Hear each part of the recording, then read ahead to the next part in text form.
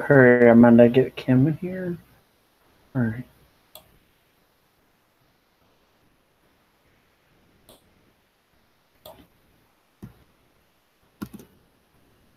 My God, I can't freaking.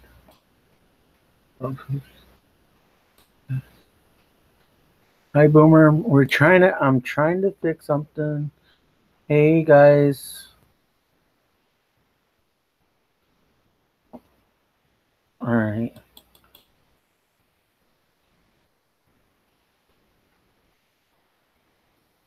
This messenger is on me.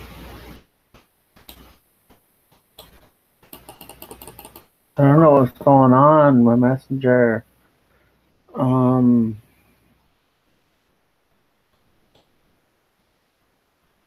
Hey, lady. Hey, Pastor Jim. Welcome, welcome. See me in the light link on my message. I am. Oh my God. I don't know what's going on with my messenger.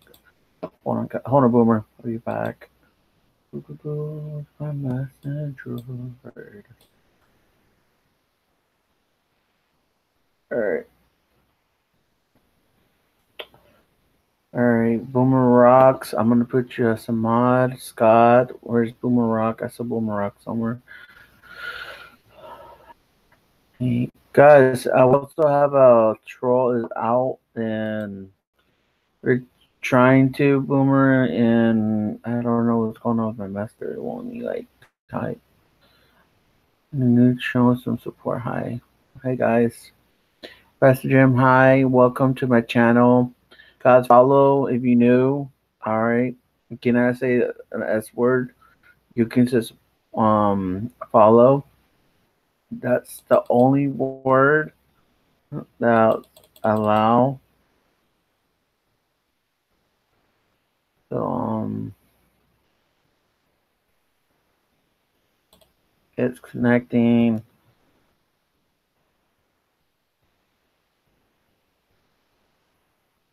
Dioka and family, hi. Pastor AO2. Was Boomer in here? Did you know the invite? How did you invite? I just put their name or their email address, Boomer, on there. So send me your email address, Boomer, on the messenger. I will get to my phone because I'm having issues with the messenger. I don't know why. Messenger is like not working good. Hey gamer. Hey lady. Guys, if you don't know, if you want to go live on your phone, I know something. I was watching this YouTube guy.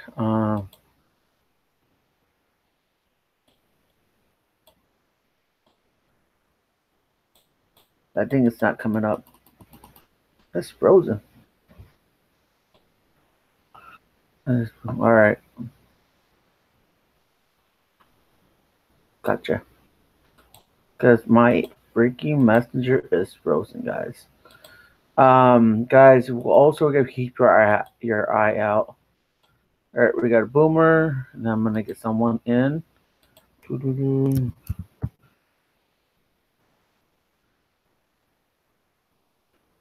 All right, we're in. All right, Boomer, we got you in. I don't know why my messenger is acting up on Facebook. I'm gonna have to delete it and restart it back. I don't know what's going on. Hey, got you in. Hey, what's I don't up? know why my messenger is What's acting up? up. What's up, Boomer?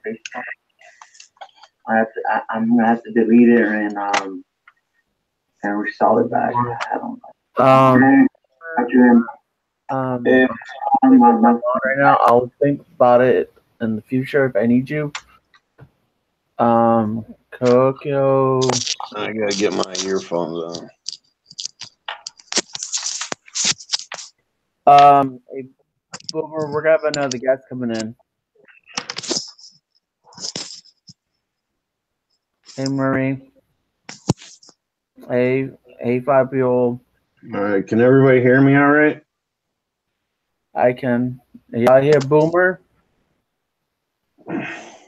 Hey, Charlie, White Wolf.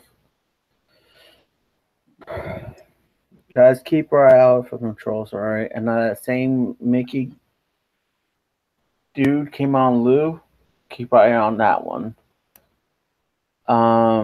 Hey, Boomer, we have another special guest that's coming in also. All right. Yeah, she's coming in, and Hey, Charlie White Wolf and Marie Duffy, Kyoko, how are you guys? What's up? all right. Hold on, put my. Oh.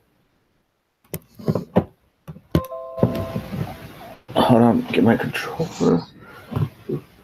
Oh, right here.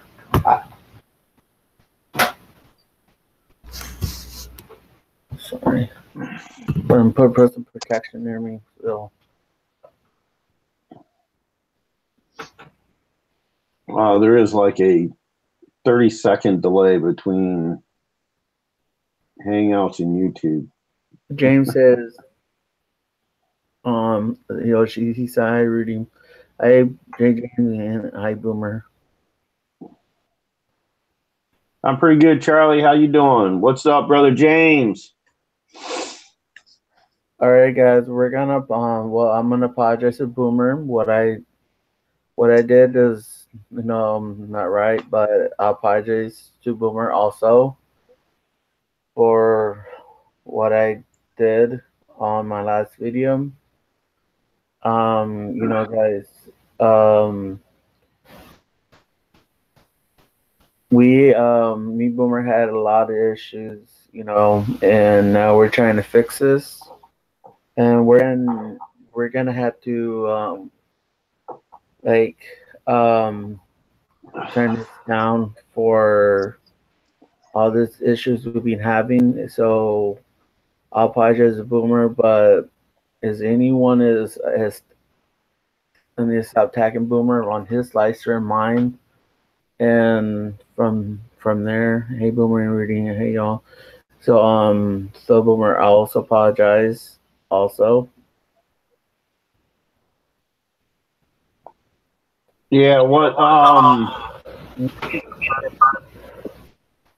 a video he made about a month ago.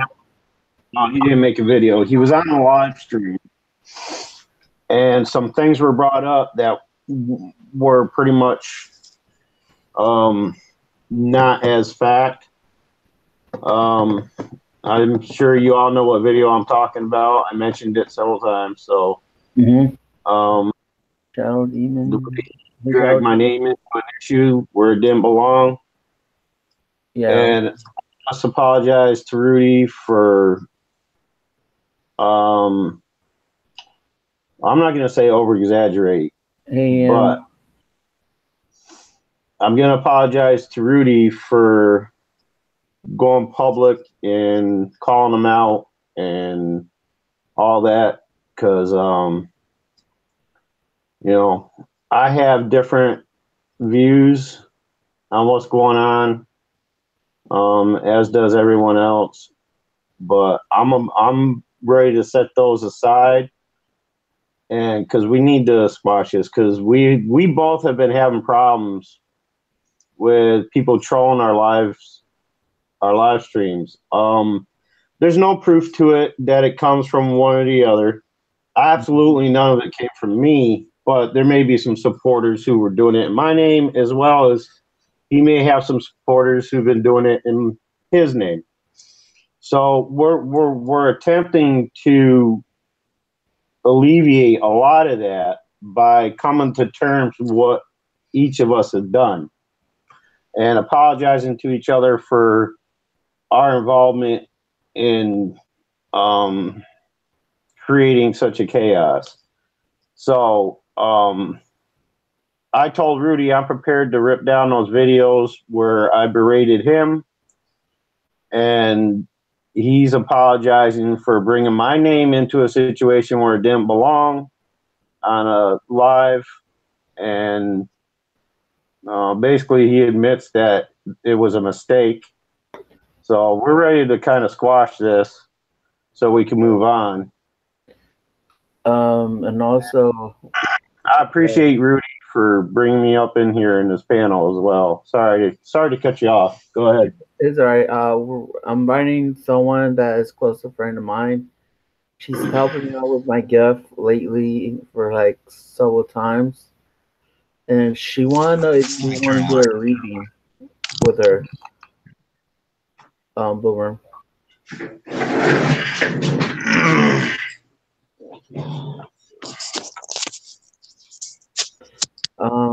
You guys, you might know her, Kim, the Peacemaker. She's been helping out with my gift when I found out I had one, and she's been helping me out the past several days. She's been helping me out good. Now I can do everything now with my gift. I can jump in the spirit world. I can do stuff now, guys. So let me put you as a mod. All right.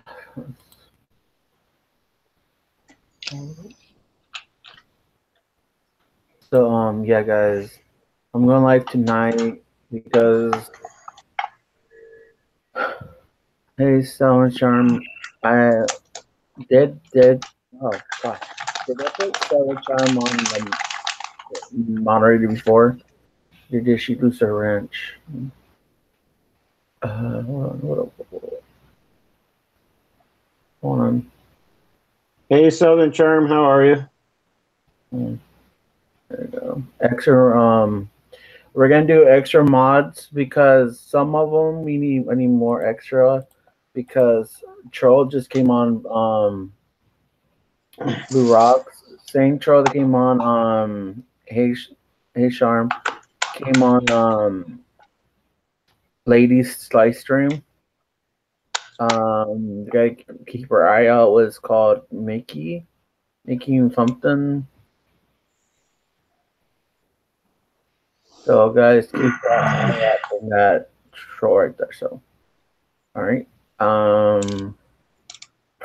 Today, and also, guys, you might hear some spirits coming to my computer. So, Sean said, "I'm good, Boomer. How are you?" Yeah, I can read the comments here, Rudy. I got you on my tablet and YouTube on my computer. Yes, yeah. I'm just not interrupting you to respond. Right. I'll get to them when you get a break or whatever. Right. So, guys, if you don't know that my spirit guides will come in to my featuring will be one of my spirit guides will come in through the beginning of Boomer, but I hope not. But if he does come in, we're gonna say hi to him. So they do this all the time at night.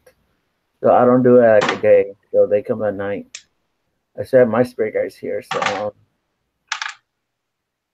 So guys, if you want to follow each other, you can. Follow each other. You're new, follow each other. No, that's what we do. Or from there. So,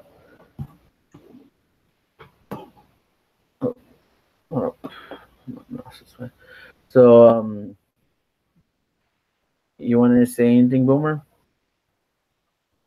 Well, I wanted to ask you.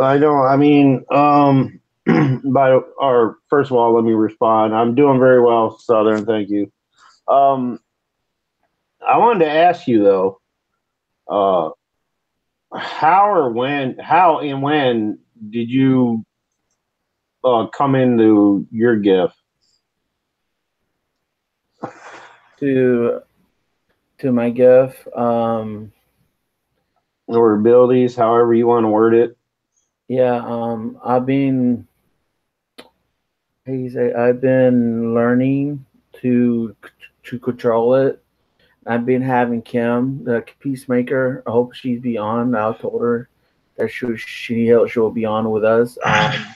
She's been helping me out lately, and I've been smelling like like rotten, like odor outside, and she told me that some teenager shot himself.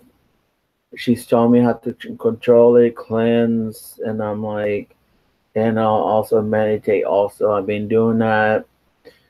Now I can go on to the spirit world for my spirit guide, Chester Benton. So he's been with me forever, and he's taught me new things from there. So I've been also crossing over some spirits, kid spirits, Maggie, her brothers and sisters have been crossing them over.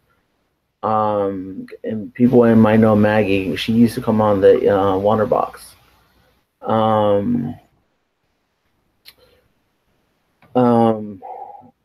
Martha, she's kind of new to me. I had to cross her over because her dad confessed to Jesus and myself. He did some to his daughter. So the mother went to the lake of fire for that. So the father went to heaven. So I've been busy crossing them a lot of spirits over. Okay. From there. So I'm sorry, I didn't catch the name. Did you say Martha?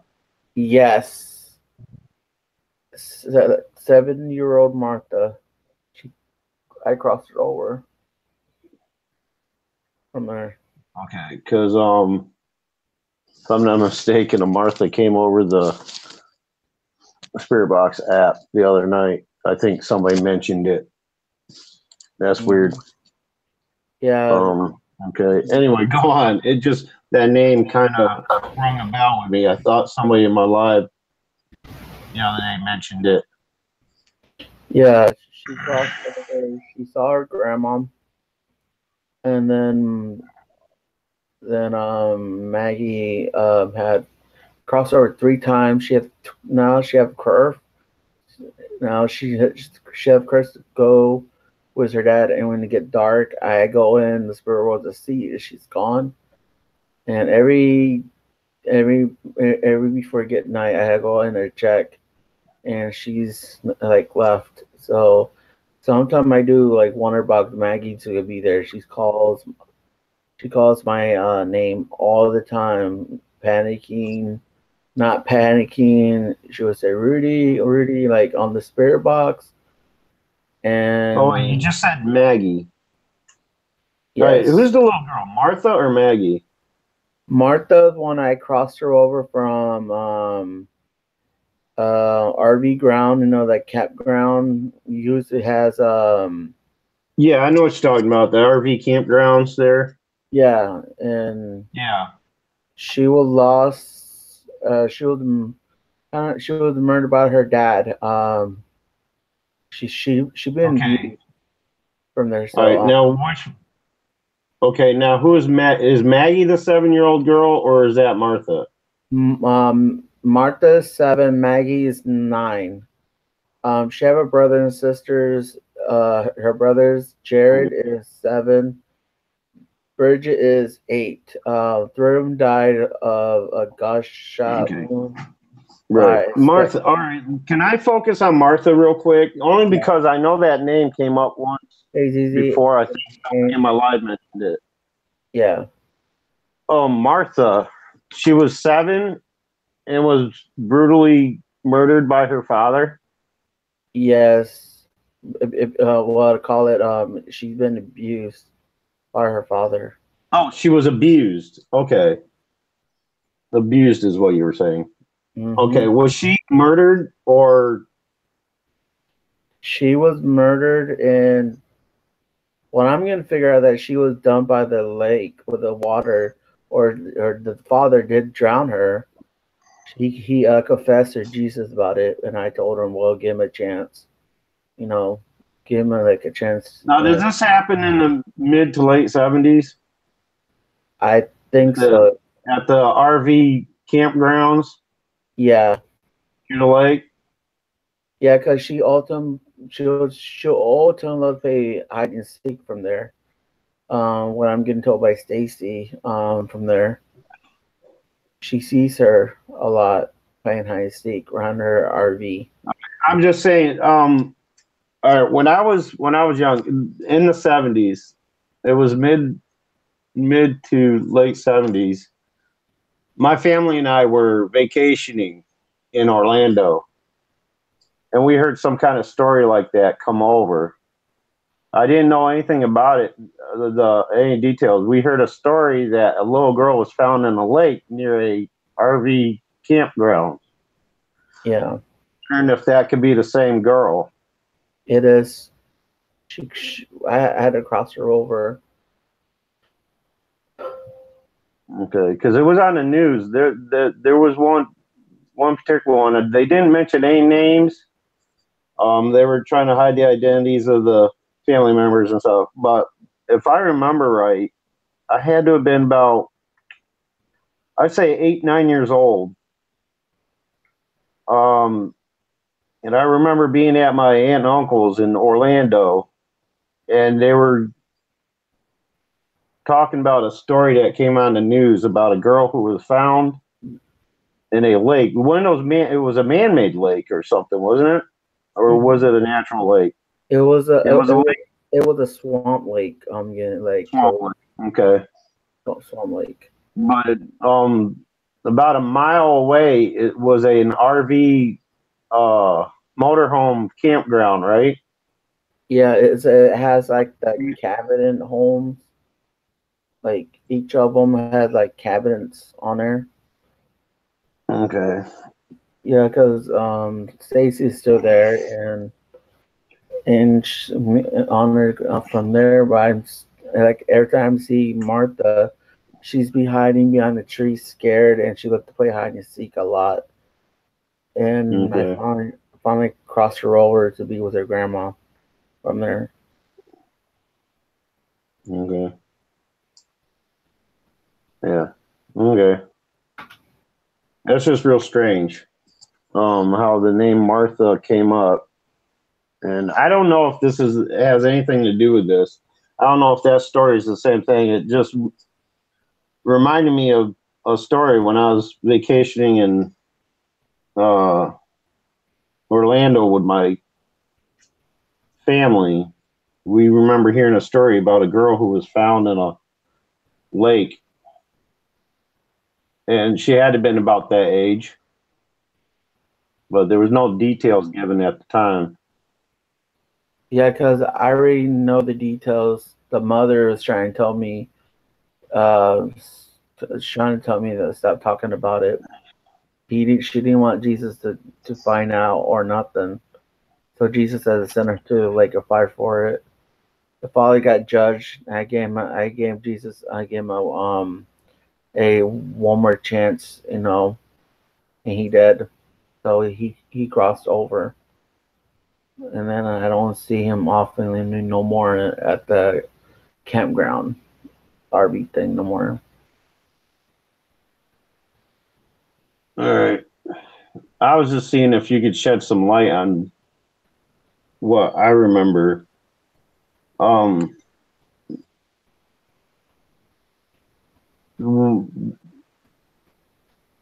According to you, who was the one directly responsible? Was it both the parents? Because I'm feeling the word negligence keeps coming to mind. I'm thinking it was the both parents on there, but the father was the most. Okay, so the child was being abused By the father. by the father. Yeah, only the father. That's why But the mother, both parents were negligent in some throughout the course of the child's demise, I guess. Yeah, because she didn't want to tell me what happened or nothing. The father already confessed to Jesus already, and I had to step in there and then like told him just give him one chance. You know, he was what sent into like a fire with his wife, but I gave him one chance. Mhm. You know, All right, I need to back right now. Then, there's never been a settlement on that. Nobody was held responsible for the child's death,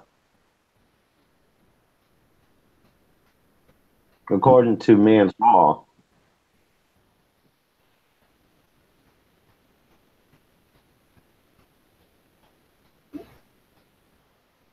because Oh, okay. All right. Yeah, that kind of feels like that sounds like how. Yeah, it kind of feels that way. Um, but I don't think there was ever any resolvement of that case either. The one I'm speaking of, which may or may not be related. The one I'm thinking of, no one was held responsible. They ruled it an accidental drowning because the girl's body was discovered like a week later. They did a search or something. They were doing a search, and the girl's body was discovered in a body of water, whether it was a lake, swamp, or whatever. yeah, Marsh. I think they used the word marsh. There's a large marsh area near the campgrounds. hmm That the case was never solved. I think they ruled it as an accidental drowning. Is the one I'm thinking of. Whether these two things are related or not, they do sound related though, because based on what I'm saying here.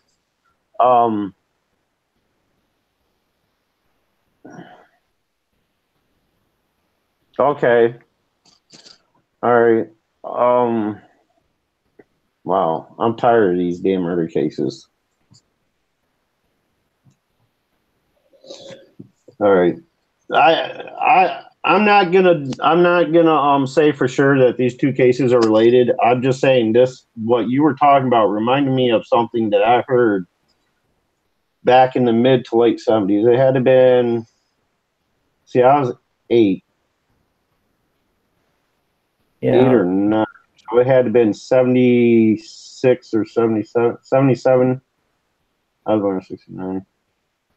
70, yeah, it had been like 77, I think, is when we were down there last as I was a child, I think. And that's when we heard the actual story of the girl being found. yeah.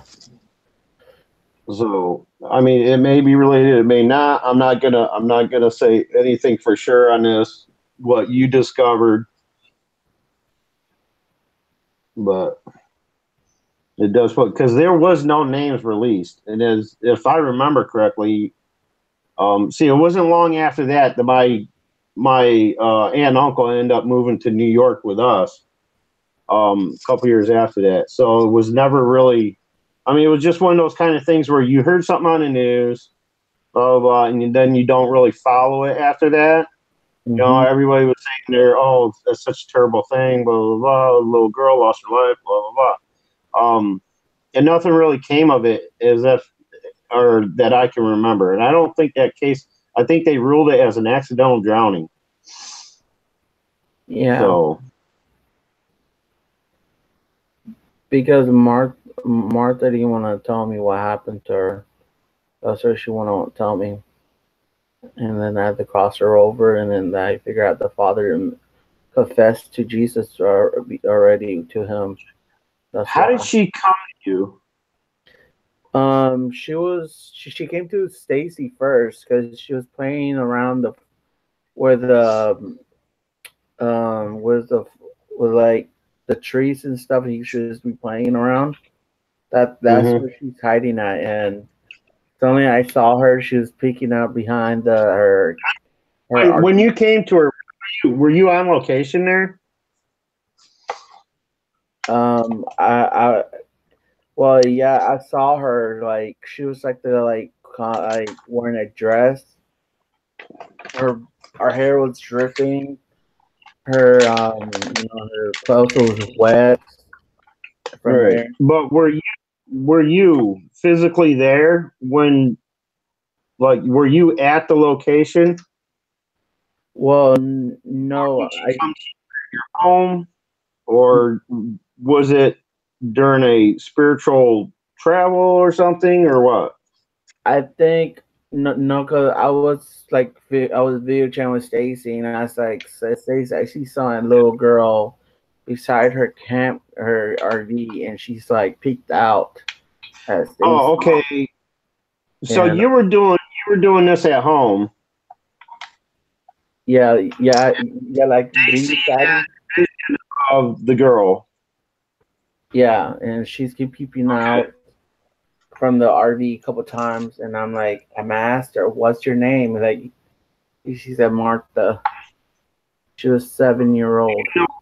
Location is like the precise location.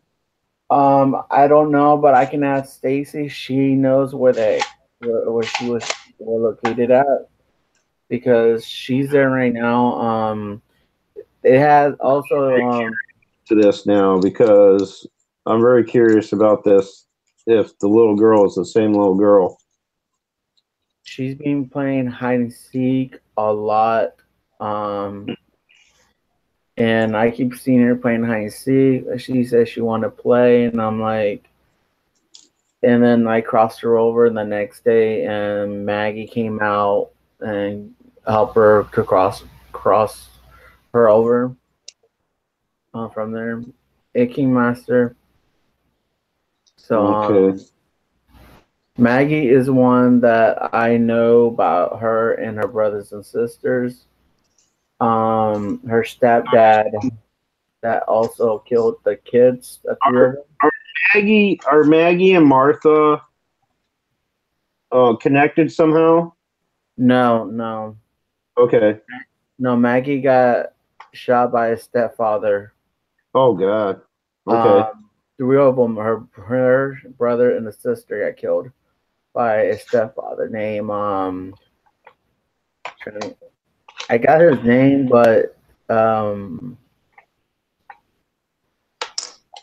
can't get his name now. You should tell these stories.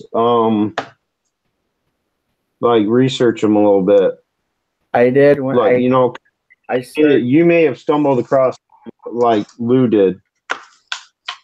Yeah, I searched for Maggie a lot. It doesn't bring up nothing.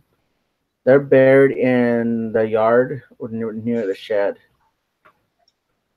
Whoa, wait. Maggie's father, the real father, huh? You said they are buried in the yard near the shed? Yeah, whereas Lizzie, forget her last name, that used to be my moderator. She lives there.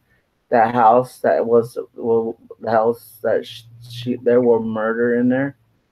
So, from there, so, she's buried. Okay, who's I used to have a moderator named Lizzie. you said they are buried in the yard near who is they? They're Maggie, Jared, and Bridget. Two of them. Maggie's 9, Bridget's 8, Jared's is 7. all right. So there were 3 children who were killed. Yeah. And buried in their backyard near a shed. Yes. She comes clear on that Wonder Box. She does come to the Spirit Box. She comes to the Wonder Box.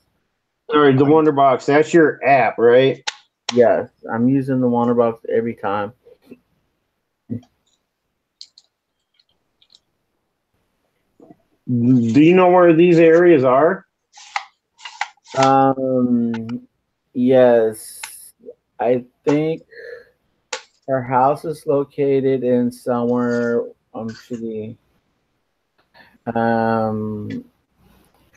Armadale, Florida. That the farmhouse would be. Okay. And that's where Liz is at right now. Just living in right now, our house. So Ray Homestead is on here. All right, because I'm not really. I mean, I'm not feeling it like I was feeling it with Martha. Martha was weird. Yeah. The story was weird. 'Cause I think it has a lot to do with that. All of a sudden, remembering a story that happened back in the 70s. Yeah.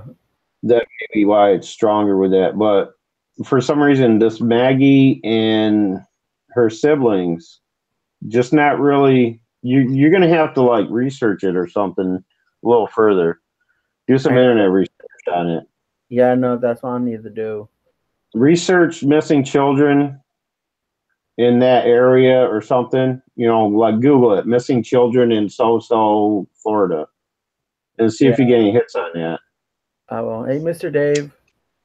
Yeah, I think I will. See if any of those names come up, because I'm not feeling anything on that, but that Martha thing. Ain't good. Because I know when I was doing this, I have that ITC VBE app, which I can use the geo portion of it, so I can only use the GhostBox app of it. And I swear, if somebody said they heard somebody say Martha, and it kind of rung a bell. Yeah. I used a spirit box once with a couple times with Stacy, and I heard Martha, and she repeated it again. On that S7 or whatever you have, the actual EVP spirit box. Yeah, it came clear. She said like 3 times Martha. Okay.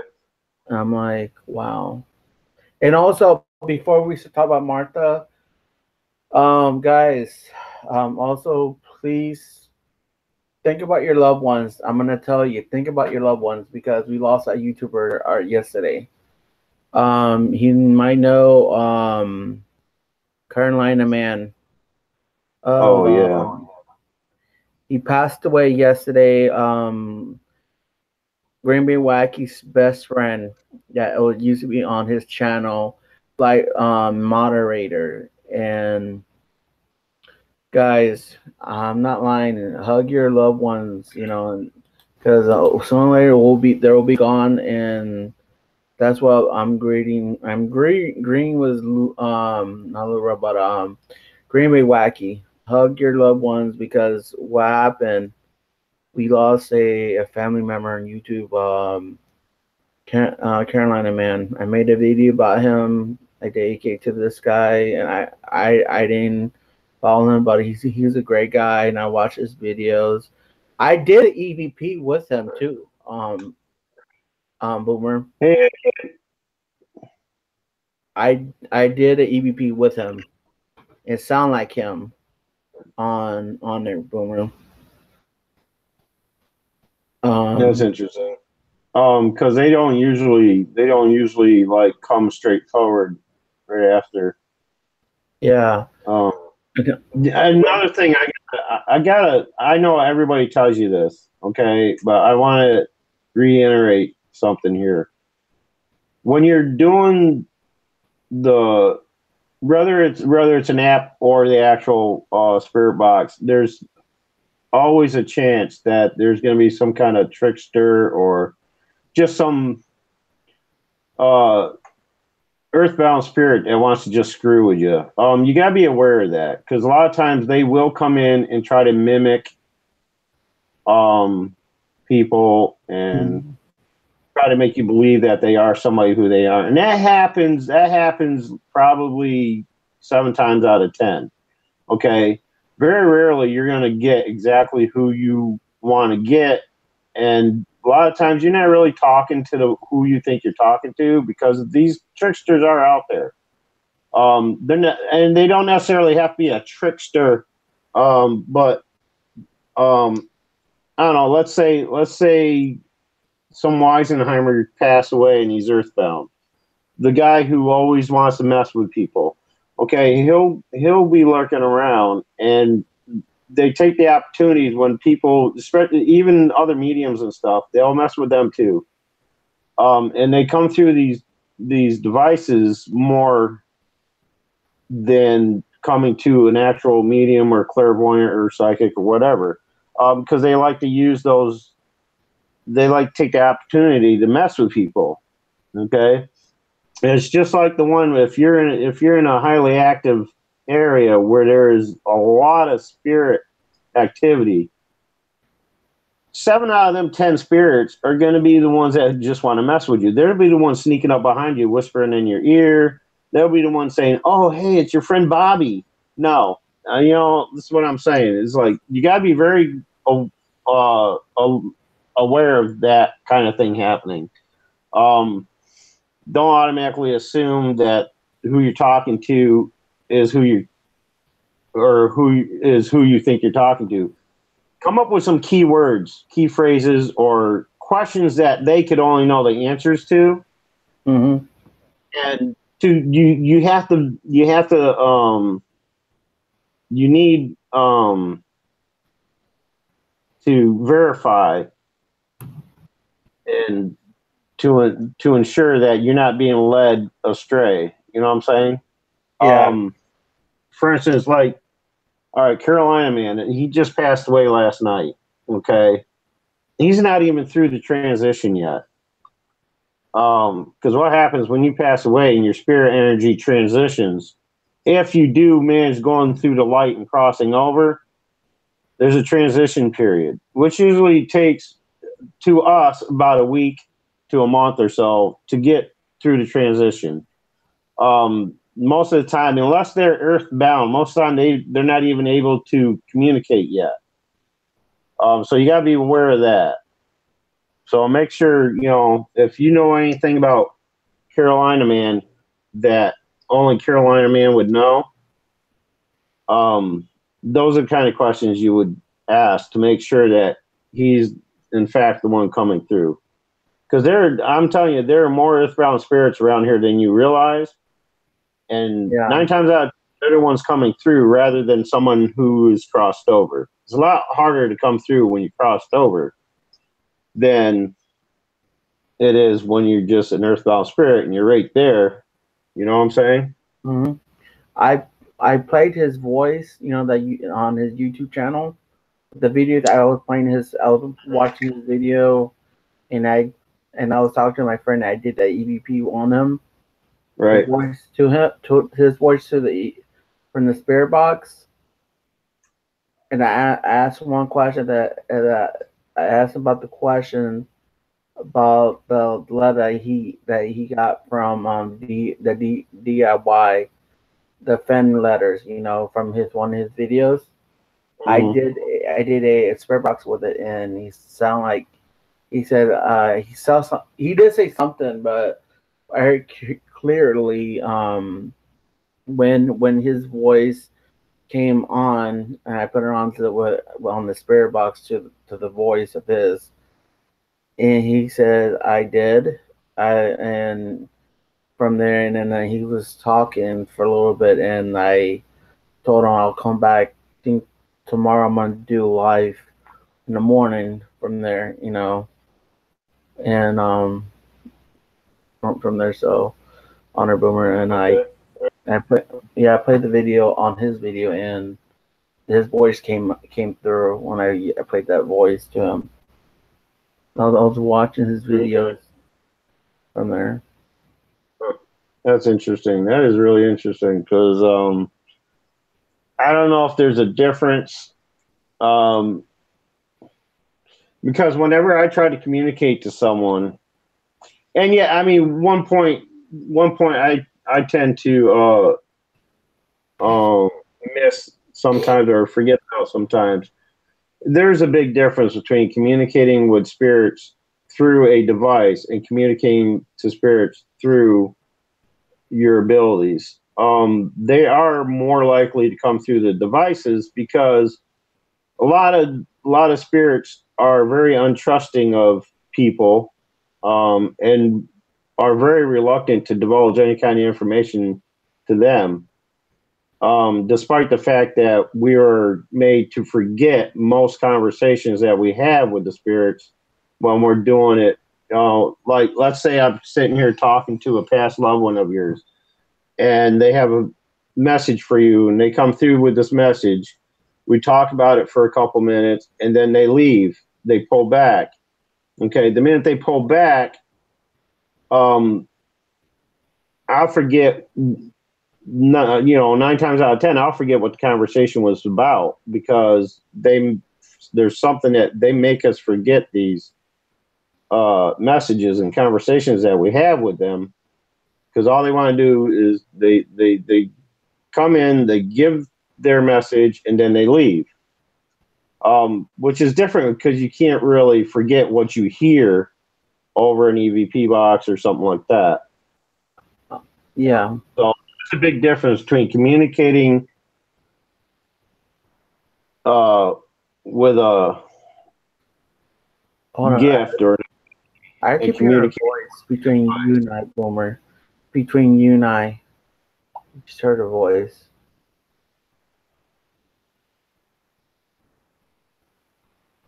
I hear voices all the time, so I can't distinguish one from the other. Hey, Boomer, you want to take this question? Was a Ken Master said, what did you talk to a demon? What should we do? All right, first of all, if you're talking to a demon, I'll guarantee you it's not an actual demon. Demons will not communicate with you. No. True demons, creations of Lucifer, okay? They will not communicate to you. They're going to come into your life and disrupt it and try to take over. That's what they were designed for. If you're talking to somebody and it sounds like a demonic voice, 9 times out of 10, it's probably a trickster or just a pissed off earthbound spirit who's trying to make you believe that you're talking to a demon. But in the rare event that you do come across a demon, the best thing to do is just get the hell out. Don't confront it. Don't respond to it, because as soon as you respond to them, that's what they're looking for.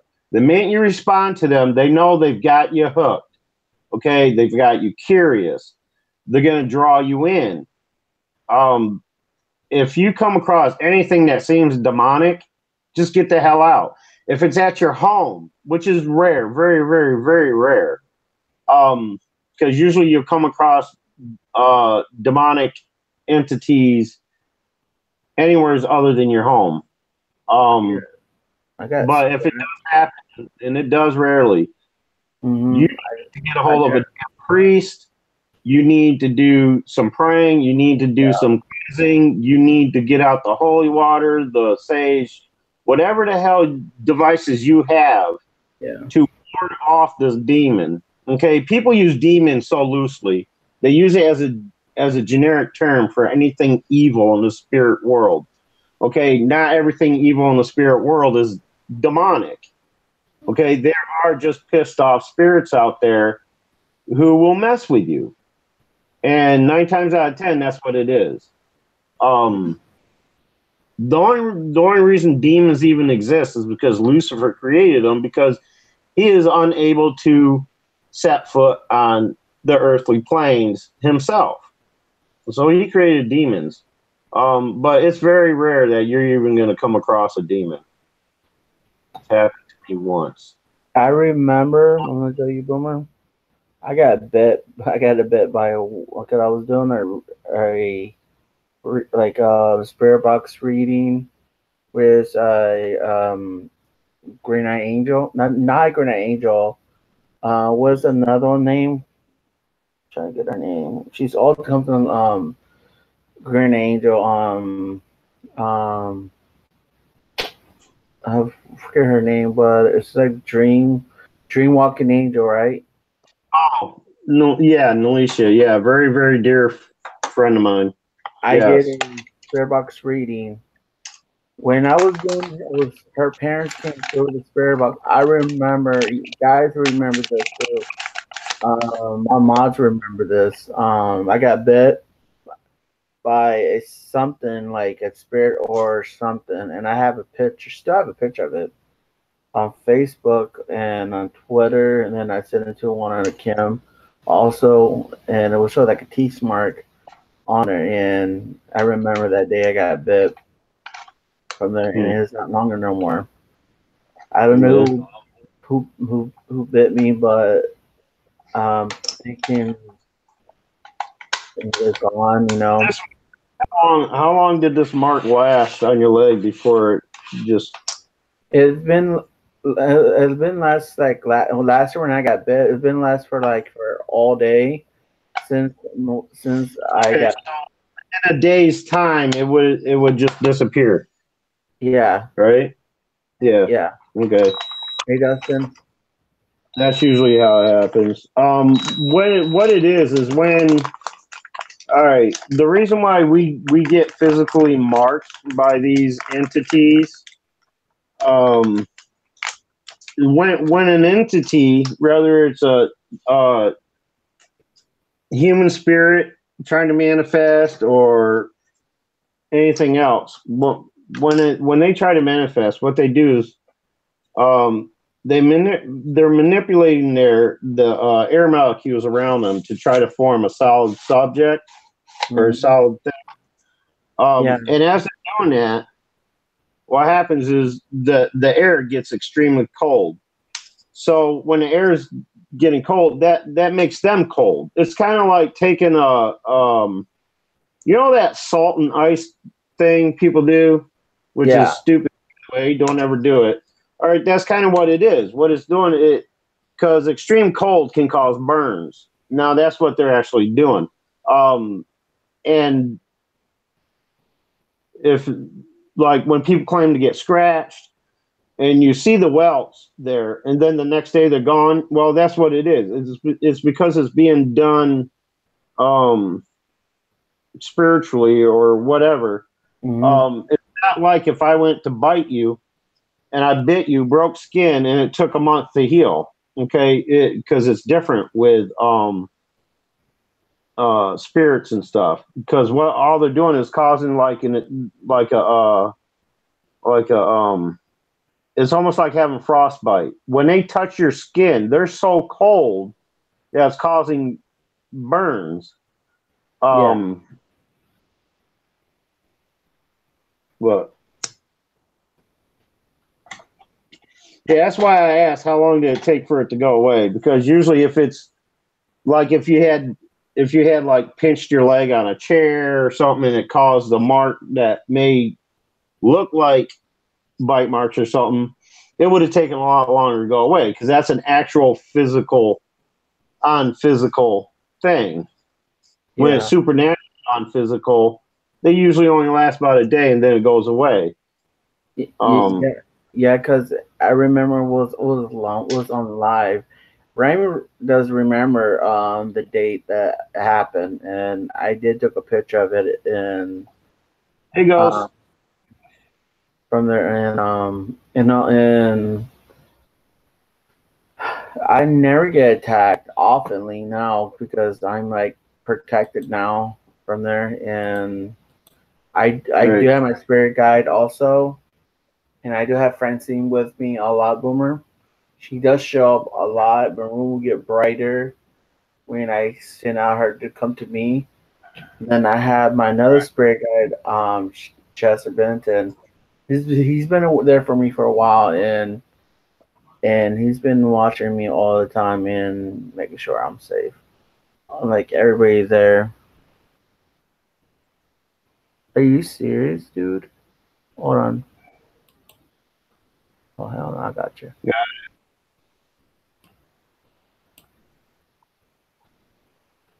All right, thank you, Boomer. That's the guy. I'm warning you guys. Yeah, I saw him in Lose. Yep. He got him. Deleted. And thank you, guys. Thank you, Boomer. Yeah.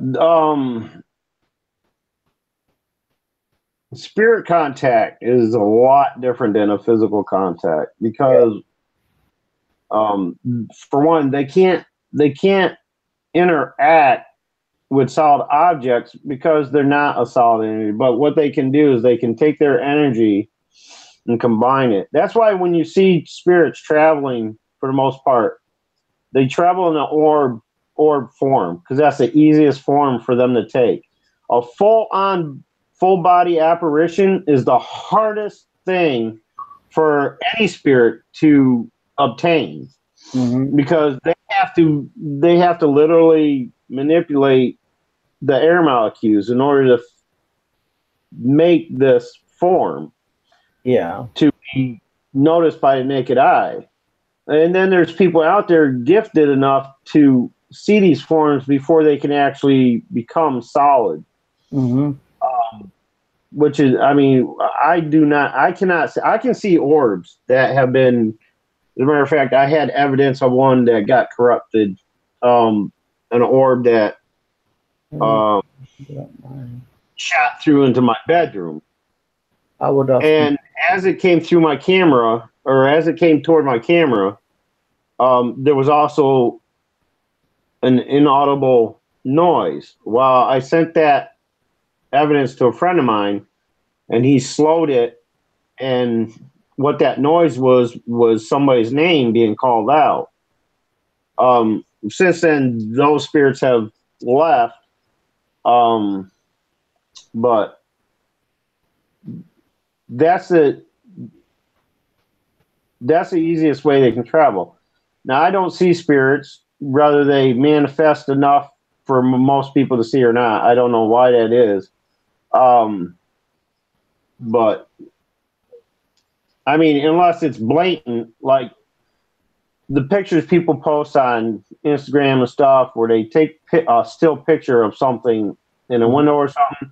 Yeah, I see those. I still don't know what to make up of.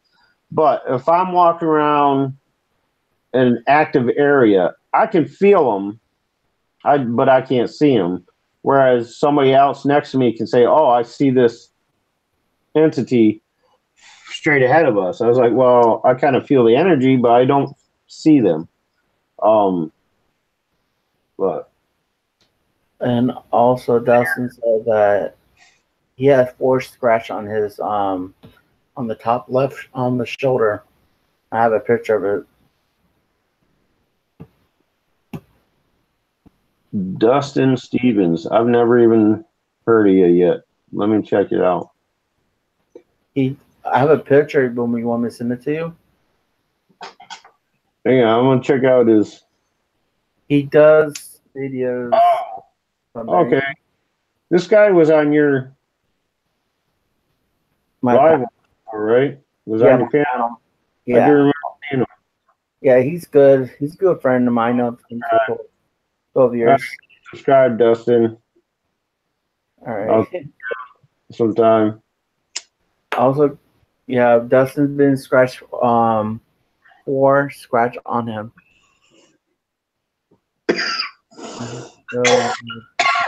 Yeah. Did that happen at your home or someplace else? Dustin's when I video chat with Dustin, and I said, "Dustin, what's on your left shoulder?" And he's like, "What do you mean?" You have 4 scratch on his shoulder. I have a picture of it. It was like during a live stream. No. He said he was asleep. Then he felt like a burning the station, and the next morning when I called him and on his left shoulder, and I told him, "Hey, Dustin, what is that 4 scratch marks on your shoulder, left shoulder, right here, like right here, 1, 2, 3, and a little 4 right there." I have a picture of it, if you want me to send it to you. No, that's fine. That's not necessary.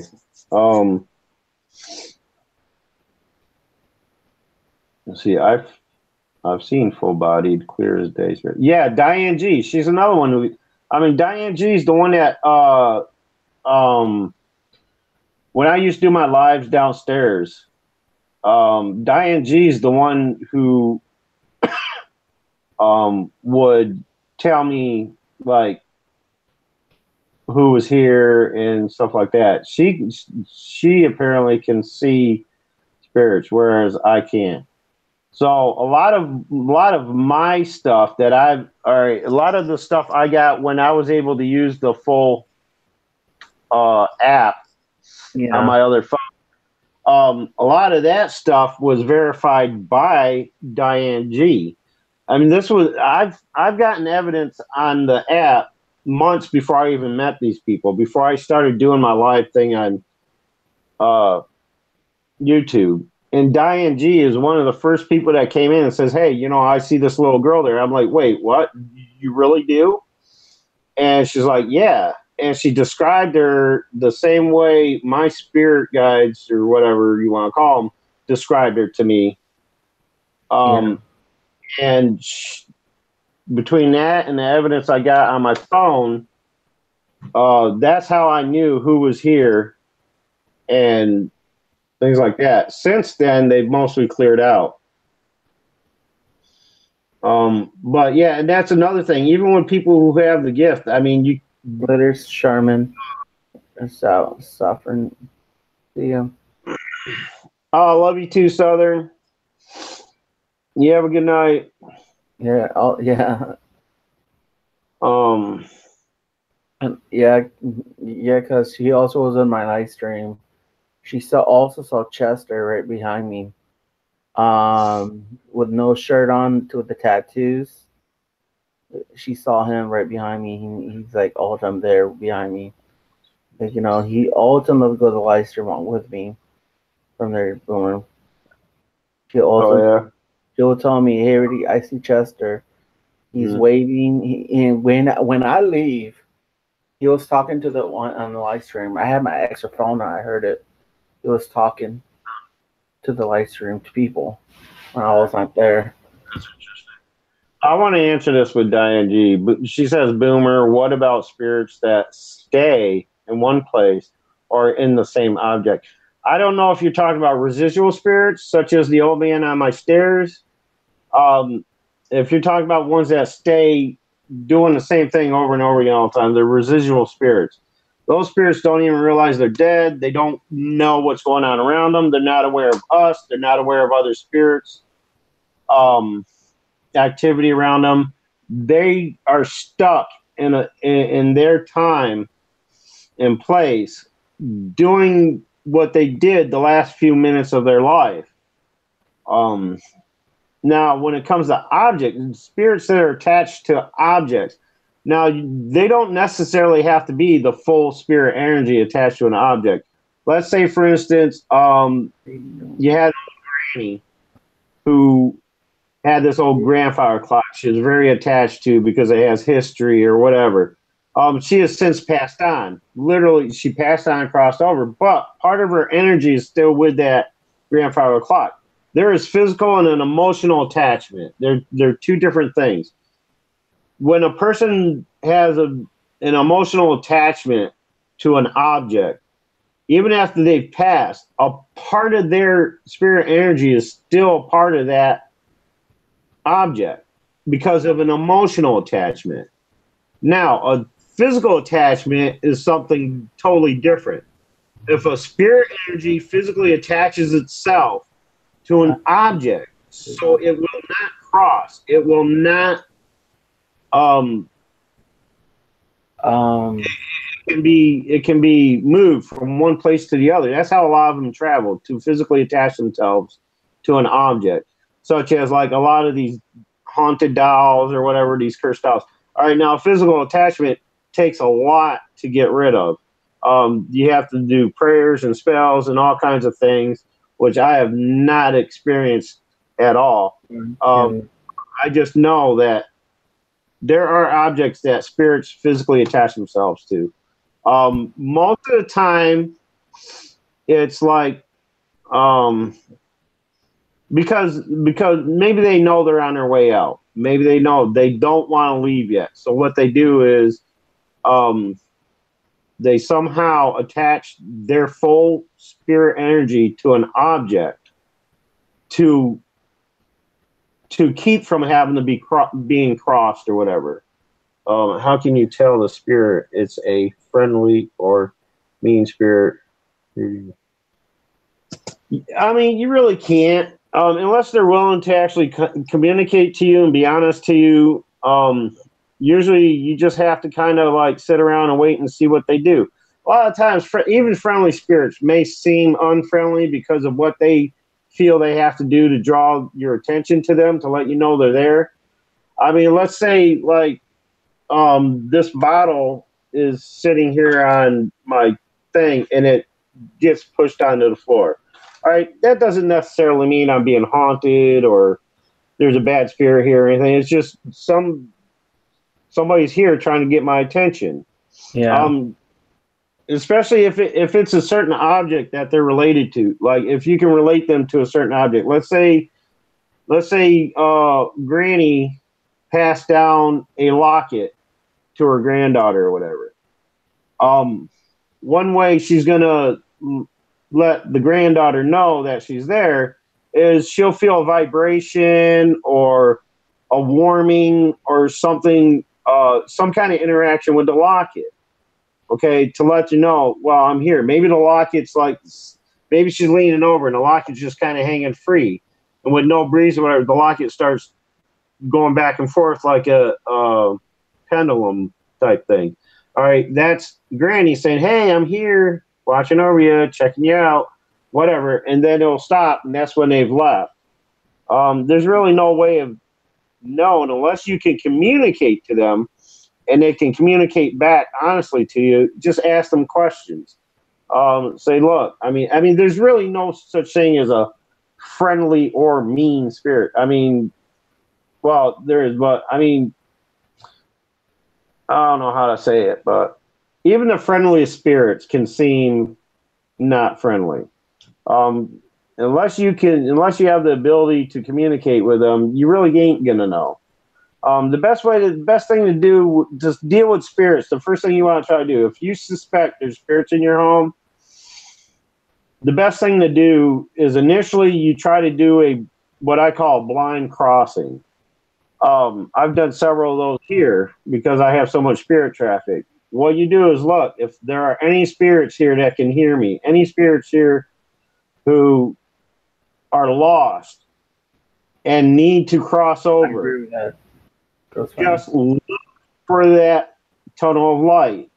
Look around that tunnel of light, and describe them what it looks like. It's a tunnel of light. Tell them it's a safe place to go. It's going to lead them to where they need to go. Yes, any spirit can turn on you, just like any human can. Spirits retain their human attributes for the most part, especially if they're earthbound. Okay? And just like any human can turn on you, a spirit can turn on you. If they get frustrated and pissed off, they're going to let you know they're frustrated and pissed off. Doesn't necessarily make them evil or malevolent or anything.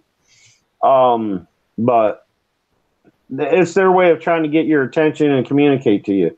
But you can if you sense that there's something going on and you have spirit energy around you that you don't want around you, first try a crossover. Talk to them, acknowledge them, say, look, you need to cross. You don't belong here. You're lost. This tunnel of light's going to take you home. Just cross them over. Yep. If that doesn't work, the next step is bless your home. Go through and do a total cleansing. Do prayers and sage or whatever. If that doesn't work, then you may have to do what they call a home exorcism, which is the most rarest thing you have to do. Where there's someone that just won't leave. You may have to exorcise the home and force them out. And there are things on the internet that can explain how to do it. Most of the time it requires a person of the cloth, whether it be a priest, minister, or shaman, or whatever kind of religious person that these spirit energies can relate to. Because you can't take a Christian spirit and cross them with a Catholic priest. You can't take a Catholic spirit or a Buddhist spirit and just cross them with a cross religion. I don't understand why, but it's all about beliefs. Humans have beliefs. All right, Christians believe a different way than Catholics do. and so on and so on. And when our spirit energy leaves our vessels, we retain those beliefs and stuff until we cross. And when we cross into a place where none of that exists. And you just got to make them understand, hey, where you're going to go is going to be a lot better than here. But do some research, figure out how to do that. I have a buddy who was in the service with me, Antonio Gum. He also has a YouTube page. Antonio Gum is well versed in the demonology area and stuff. And he explains a lot too. He's the one I'm going to be going to Hinsdale with to check out the Dandy House in April. But oh yeah, they will definitely let you know when they're mad. Yeah, they will definitely. Can spirit hurt you, or can you hurt them? Yeah, spirits can interact with the physical world and cause harm. It happens all the time, depending on the type of spirit and stuff like that. There are non-human spirits in the world. So that's another thing. Not all spirits are human. And not all entities, not all dark entities are demons. So it's very crazy. I mean, there are things that were here long before man. Okay. And those things that were here long before man have their own kind of spirit energy. So they still exist sometimes. I remember I had a spirit piggyback right on me, Boomer. It was a grumpy old man. It was like was scaring me bad. One of my friends on YouTube named JoJo, Brian and JoJo, his wife. I'm kind of with them. Yeah, just subscribed to them yesterday. Yeah, they're nice couples. JoJo gave me a prayer, and when I was saying the prayer, he was going away, and you know, an era that happened from him jumping on, like, you know, came from the spirit world to me, and that was scary. And I'm like, he was getting mad. I said our Angel Michael prayer didn't work, and he was getting more mad. So I got that prayer from JoJo. I'm a Christian. If the Archangel Michael prayers don't work, obviously it's something else. They have some other kind of belief or whatever. There's all different ways to get rid of spirits, depending on what their human belief was.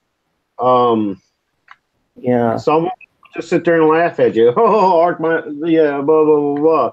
Yeah, they ain't get me to go nowhere. So then you got to try something else. A lot of times you'll come across spirits who don't even speak English. Okay? If you're an English-speaking person and you're trying to cross a Spanish-speaking spirit energy, it ain't going to work because they don't understand what the hell you're saying.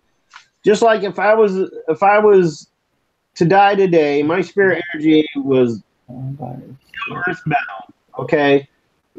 And somebody speaking Spanish to me is trying to convince me to cross. I don't understand what the hell you're saying. I don't know Spanish. So, yeah, I mean, there's a lot of things. There's language barriers. But once the spirit energy crosses, they pick up a lot of abilities that they just didn't have as a human or earthbound spirit. They do learn. It's kind of like going to school. Crossing over, going into the spirit realm. You learn a lot of new things. You acquire a lot of new attributes and abilities. But yeah, it's all so vast and mysterious over there. Just like, I mean, think about it here. You're an American. born and raised in the U.S., never been out of the country, probably never been out of your state. All of a sudden, you wake up in Guam. Okay, holy shit! Wow, this is a new place. That's kind of like what it is when somebody passes away in automatically crosses Yeah. up in a new area, new world, and it takes a lot. They have to relearn the ways over there. You know, And you're very right. There not necessarily spirits, but there is spirit energy everywhere somebody has been. Everywhere you've been in your life, you leave a little bit of your spirit energy. That's the residual energy people pick up on for the most part. Like with a friend of ours, a mutual friend of ours, I won't mention their name, who had an issue with their home. Most of the issue was just residual spirit energy trapped in the home. Okay. And it was evil because of what was going on in that home. It felt evil. It wasn't necessarily evil, but it was tainted. I'll say it was tainted and darkened because of activity that went on in that home. And that residual energy lingers there. Your home's walls lock in that energy, and you have to bless it out. So a lot of that is what happens. There's spirit energy everywhere. Whether it's an actual spirit is, one thing, but yeah. You know, I have the same experience in church, but I don't want to people already knows what happened. I'll say it again. I don't know. Yeah, I was like, I was like praying. I was looking at my pastor. I was looking at the people they're doing their singing and stuff. Boomer. Suddenly, my eye caught that old man wearing a red shirt and a buttons on the red shirt. He was staring at me for hours. Side a church? Yeah, in church. He was sitting where the people were singing and where they sit at. Right. Choir, we call it The only thing I can think of, because the way I understand it, and don't put this in stone, but the way I understand it, spirit energy can't enter a holy sanction from outside. If there's anything there, most likely it died there, and that's where the spirit energy was trapped at. Yeah, and I'm like, I was staring at him. I'm like, he didn't talk to me, and at all. And my friend and I, Chris from Canada, he's psychic also. Me, him, and I crossed him over. Jesus can't speak more language on it, and crossed him over, but he wouldn't say nothing to us. He's like sit there, stare at us. So I get Jesus to cross him over, and I don't see church. I hope this time when I go to church this time, I don't want to see like a spirit, another spirit. So I have last time with let me say something, Rudy, real quick. Never hope that you see a spirit somewhere. I don't hope to be able to hear these people all the time. Yeah. Don't. I don't know, but don't. Utilize what you have, but don't wish that you have to utilize what you have. Having power is not necessarily, being able to use a power is different. It's always there. You can use it, but don't wish that you have. It's just like a cop on his beat. Okay, you don't see a cop on his beat walking around saying, "Oh my God, I hope something goes down so I can use my gun today." It's the same thing.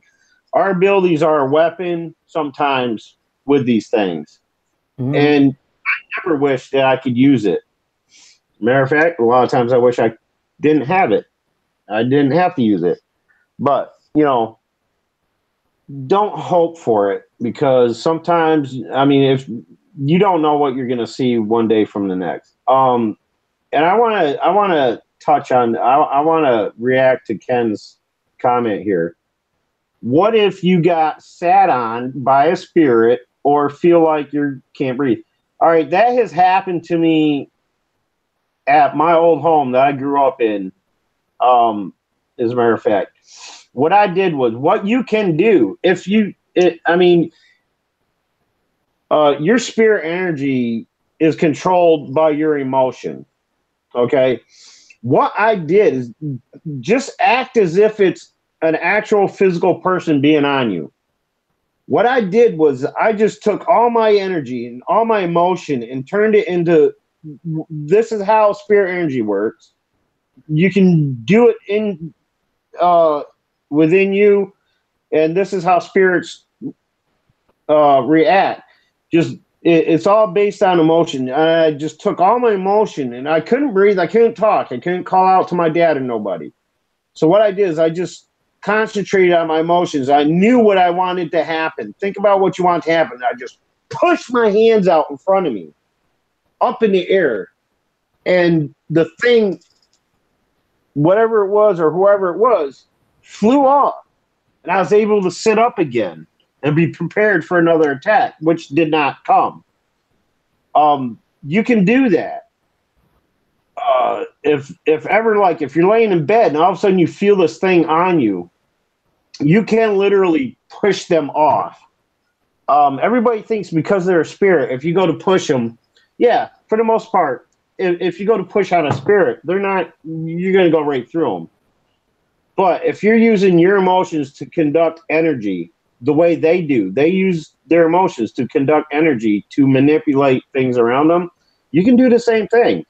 All you have to do is manipulate your spirit energy into a solid force, which it's an unseen solid force, which is an irony in itself, I guess. Or what's that word? Whatever. But you can, and you can push spirit energy away from you for the time being. They do have the ability to come out. But there are things you have to do to get rid of them completely. And there's a million different things that you can do. You may have to spend a month trying to get rid of something by utilizing different methods and stuff to actually disperse this thing permanently. I always start with a blind crossing first. Like, look, I know you're here. You're probably pissed off. You're lost. You're angry. You're confused. You need to go through that tunnel of light. 9 times out of 10, that works before I ever have to do anything else. I've only had to bless my place once, and that was recently after my stroke. I went through and cleansed and blessed my apartment and got off anything that I did not want here, which you should do periodically. Yeah. Hey, Tom, what's up? I have no question to ask from there. I'm sorry, I didn't mean to step all over that, but I mean, I got the gist of what you're saying, but still, I heard you. Right. I see one again. No, please don't do that, Rudy. Don't hope for it to happen. No, that's the problem with all people. No, it's all right. It's all right.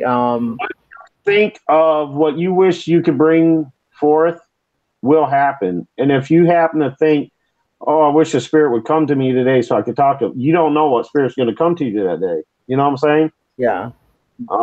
It could be a past relative, or it could be somebody who just is pissed off at the world and is earthbound and want to cause havoc. I did had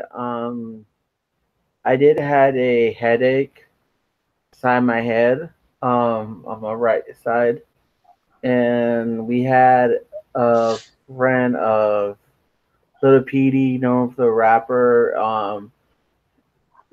His friend got shot in the side of the head on her end. Mm-hmm. And I'm like, that's another thing. from there. I'm So, sorry. That's another thing you want to be aware of too. Be aware of your physical well-being, because when spirits interact with us, they do cause physical damage to us. And if you're getting like pain in a certain area, mhm. be very aware of that. It could just be because they're interacting. They cause pain when they interact, not meaningfully. Okay, they don't always mean to.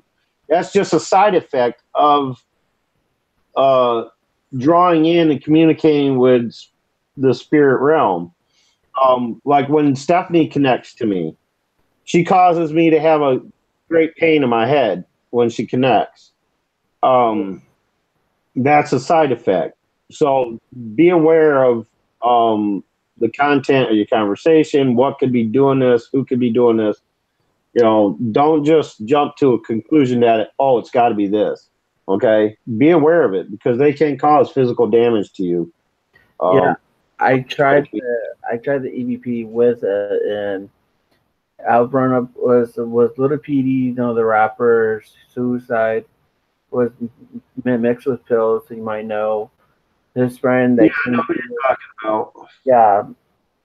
Little PD brought his friend. That's got me headaches when he came through, and I asked him, "What's your name?" And I forget his name was on there. I have his name, but he's with me. That's what I was talking about before. When you communicate with some spirits and they're giving you information, once they leave, all that information you had is gone. They make you forget it. Yeah. Protection thing for them and you. Because a lot of times they will divulge information you're not supposed to have. And they try to make you forget it. As much as they try to make me forget some things, I can't sometimes. Mm-hmm. I've seen people's deaths before they happen. I can sit here and tell somebody how, where, and when they're going to die, because a bit of information will come through that I shouldn't have. Like I every once in a while I get a flash of a tombstone with somebody's name written across the top and their date of birth and date of death. Now, if I was to divulge that information to somebody, could you imagine the havoc it would cause? Yeah, so you got to be aware of that too. If you're in tune with the spirit world and you're receiving information from the spirit world, think about that. Think about that information you're receiving. It could be a mistake. It may not be something you're supposed to tell somebody, because that could cause so big turmoil. I mean, it could have an adverse effect. Yeah. But yeah, I would just start. Yeah, go ahead. Yeah, like every time, like when I start the spirit box, when I'm live, my head start hurting, and I'm like picking up I think it was a suicide of a guy that shot himself, Mm-hmm. and like I got two suicide shot himself with a lady and the guy. Well, the male was first. When I found out was little. I'll be right back. I got to go to the bathroom real quick. All right. So guys, yeah, if you never heard Little PD, he's a rapper. His friend that came through told me what happened, and since then I didn't hear him since. Little P used to be around with me. He let pop his head around. Let's see what I'm doing on it, guys. So hold on, guys. Like freaking deep. My chest pains right now, guys. Can you get out the spirit? Yes, you can. You gotta be careful. You gotta be careful what you do. You can get in spirit world, but you have to jump in. I taught Tom Sarge how to do it, and you can. You gotta be careful when you jump out. you will get someone who will piggyback right from you from the spirit world to our world, and then you got to do a prayer, and then the prayer doesn't work. Use a different prayer that make the spirits will go away. I had that happen before. I had a grandpa, man. I know when he was scaring me bad, and Jojo Walker, one of my good friend on YouTube, helped me out and get rid of this anger on man. So I didn't see him since at all. Sorry, guys. Yeah. Sometimes they had. If you want to, if like me, I do that a lot. Jump in the spirit world, or chit chat with my spirit guide, and I'll make sure I looked around. If I see like nobody then jumping around behind me, I'll go out from there. So, and also you got to be careful if you have a gift or any gift like any gift, and you want to do that, just be careful what you do. From there, if you only want to jump in the spirit world, talk to your loved one or whoever, just be careful. When you come out, just be careful. Because something like not something gonna happen, but the spirit will come from with you to their world to our world. So from there, yeah, you can from there. I had that before my first time. Chester Benton, my spirit guide Chester, taught me how to do this, and I've been doing this for a long time. From there. Yeah, I want to iterate on what Rudy just said. Okay, almost anybody. I mean, you can teach yourself how to do it. Almost anybody has a way to the spirit realm. And like he said, if you can do that, I don't recommend doing it at all. I don't do it. I don't try. I have attempted astral projection only within the physical realm. I've got as far as my ceiling. But anyway, anyone who either has the capability or has learned how to do it, that can travel to the spirit realm. All right. Just because you're tethered to your, like, only a part of your soul or spirit energy can travel, and you're still tethered to that main body of spirit energy that's within your vessel. Okay. Whenever you're doing this, if you can do this, be very aware of what's around you. I don't recommend going to the spirit realm because you can bring back stuff. Like he said, you do not want to bring back something, whether or otherwise, because you don't know where you end up in the spirit realm. Okay? The spirit realm is much more vast than the earthly planes, the physical plane. And you don't know what part you're going to be traveling to. You can't control that. Okay? All you can control is going out and coming back. You can't control where you're going to go, where you're going to land when you get there. You can't. I mean, you could end up on the dark side of the spirit realm and end up bringing something dark back. Yep, you can bring some scary stuff back with. Yes, absolutely. There will be things they'll be attached to, and you won't even know it. And a lot of times that's a lot of times that's what most possessions are. People have messed around with that, opening up gateways and doorways to the spirit world, bringing stuff through. Only one thing can open a two-way path. Window system, which I've explained before, the 3:01 to 4:01 a.m. window thing. Okay, each time zone has a different window. And at 3:01, between 3:01 and 4:01 a.m., they're lined up with the spirit world, which they can travel back and forth through if they know how. They still have to know how to do it. They still have to figure out how to work the Windows system. Okay, but anything can come through, and you got to be careful of that. I don't recommend, Diane G. I don't recommend it either unless you are very skilled at it. Yeah, and to my knowledge, there ain't a person living today who is that skilled with it, okay? In my opinion. Somebody who's just recently discovered they could do this should not do it.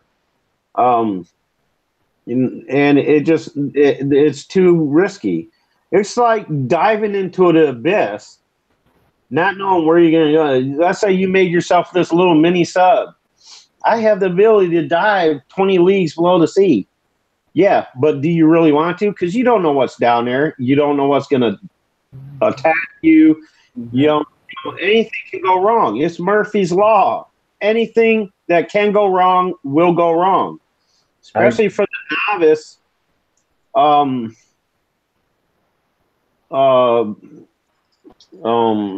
What's the word I'm looking for? What are we involved in here?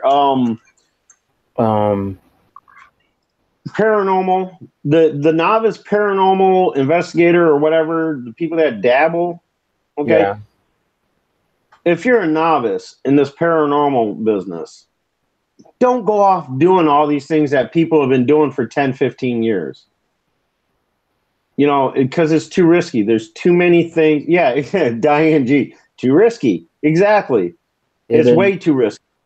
That's how we have so many paranormal problems on our earthly plane today, because of people who think they know what they're doing and they go off and do it.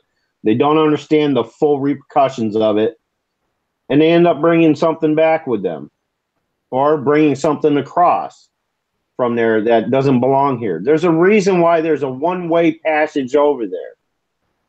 The tunnel of light, it's a one-way passage. Nothing comes from the spirit realm through there. It goes from the physical realm to the spiritual realm. It's a one-way passage. As you're going through, that's where you get sorted out.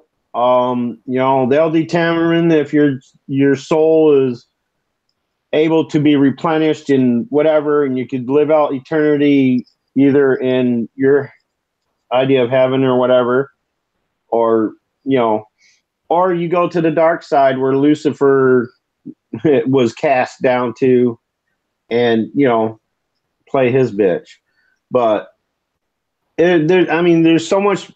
You know how much stuff there is to learn just here in the physical realm. Mm-hmm. One person can live 1,000 lifetimes and not learn everything there is to learn about our own physical realm, the one we grew up in, the one we're so familiar in. All right. Now you're going to take that curiosity that you've grown here and put it into something supernatural or whatever, into an area where you've never been. I mean, think about it. I'm just saying, be very careful, be wise, people. Don't go into this ignorant. Study up on it, learn it. If you're not someone who was born with a gift and you hadn't developed it in the early stages of your life, don't just jump in head first with it just because you suddenly discover, hey, I think I got an ability, I'm gonna work with this. Yeah, work with it, but learn it more. Learn it first. Yeah, that's just start, interacting with them. You know what I'm saying? I'm sorry, I kind of like taking over here. It's all right. It's all right. This problem with other people, I get on their panel and I'm like, I tend to forget. Wait, this isn't your live, Boomer. It's all right, Boomer. It's all right. Me, like, when I found out I have a gift, I'm learning how to use it, and now I'm more learning it. My spirit guide I was saying earlier, Chester Benton from the Lincoln Park, taught me how to do it. And I didn't learn how to do it, Boomer, and he taught me. And when I did that, walked in the spirit world, he taught me how to do that, and then and now I'm going and checking on Maggie now on see if she left from the right now this dark right now Boomer, Right.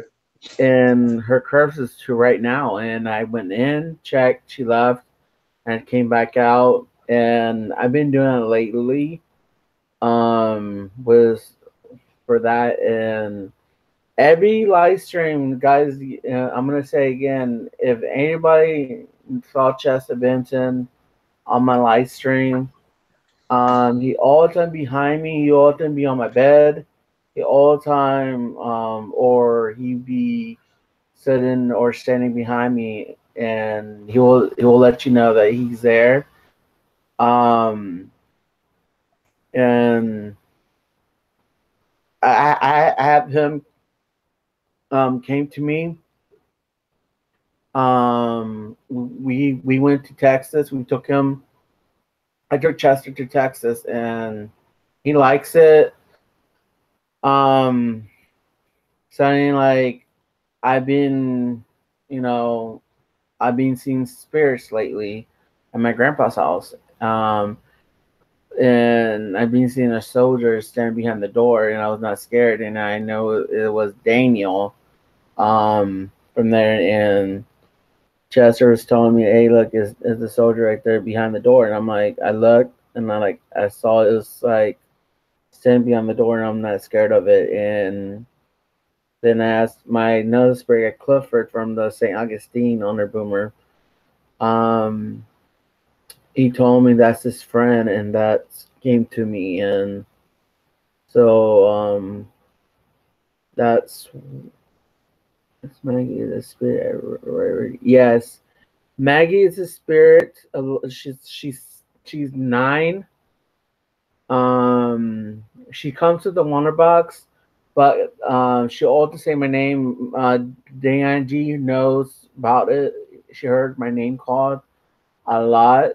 I got kicked off the call. Oh, Boomer got kicked off. All right, hold on, Boomer. I got you. Oh yeah, you did. Hold on, guys.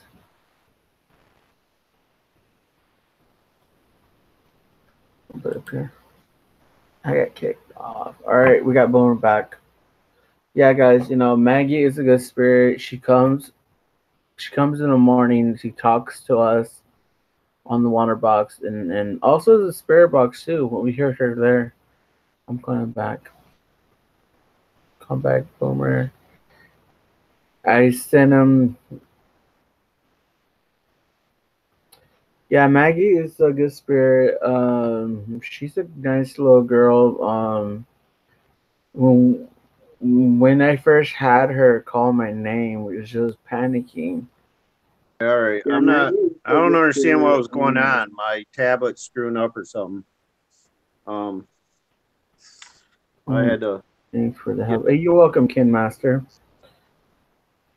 I was saying earlier, like, Honor Boomer, like, Diane G, all the moderators that would come to my life in the morning, Boomer. Every time I use my phone, they see Chester all the time, standing right behind me with no shirt on, and he does show himself a lot to me. He's one of my spirit guys from there on their Boomer. Right. He's kind of nice. Oh yeah. What I wanted to say was, not to cut you off again, but you just reminded me of what I was to say earlier. All right, now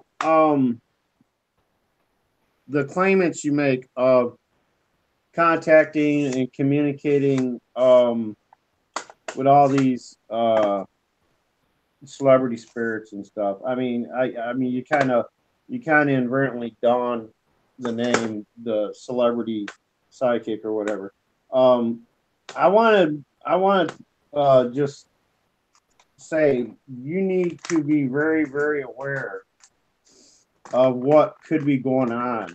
I'm not saying it's not happening, Okay, I can't prove one way or the other, but I do know possibilities of what may be happening other than what you think is happening. Okay, because I understand the spirit world and how they act, how they react and things like that. I want you to be aware that a lot of times these may not be who you think they are. So just be aware of that because it is Yeah, very, very, very, very I agree. unlikely that multiple celebrity spirits is going to just suddenly come forward to any one person, regardless of who they are. So I just want you to be aware that it could be trickster spirits, it could be someone other than who you believe it is. So just to make you aware of that, I'm not, I'm not saying you're wrong in it. I'm not saying these other people are wrong in it. Just be aware that it can and will happen. So, because I Yeah, don't believe the stuff that comes to me sometimes. I've had one celebrity come through to me, and this was back in October. And it was only because it was a week after her birthday, and she was looking for Frankie Avalon, Annette I Funicello. remember Okay, that. I had one celebrity come through to me in all the 45 years that I've been experiencing these voices and stuff like that and everything. I never once heard a dead celebrity's voice in my head until that night. She was looking for Frankie to celebrate her birthday with. That was it. I remember that day, that I last do. year. I do want you to be aware, though, that a lot of these times where you think you may be talking to all these celebrities and stuff, they could be lying to you. It could be a trickster just making fun of you or whatever. I want you just letting you know. Okay. I was there then. That what happened to me? It wasn't. I Yeah, you remember. can anytime. Yeah, I remember. I did a EVP once. I was talking to their loved ones, and I heard Babe Ruth because his voice is like deeper. He used to be a live boomer, Who? and every day I keep hearing Babe Ruth all day when I did Oh, EVP Babe in the Ruth. morning. Oh. Hmm. Honor boomer, like Babe Ruth, um, Hmm. Bob Orton, was a singer, and Mm-hmm. then the next I heard like every day Babe Ruth, Babe Ruth. Name I just disagree with you on. Where you said he came through cussing and all that, and I think it was him. All right, Chris Cornell. Um, he's actually a distant relative of my son's mother. And they used to talk about him all the time. And like, it just kind of rubbed me the wrong way because the way you were describing him and talking about him, coming through, and I think what you said was he told this other one to like f off or whatever like that, Hold on, boomer, one second. which totally goes against his Hold on, characteristics. boomer. I got it. Oh, there. Sorry, boomer. What you were saying? Oh, I accidentally unhitted him, didn't I? All right, you got him. Yeah, we all kind of attacked him at once. Um, Chris Cornell. All right, from what I understand, from what his family has said about him, um,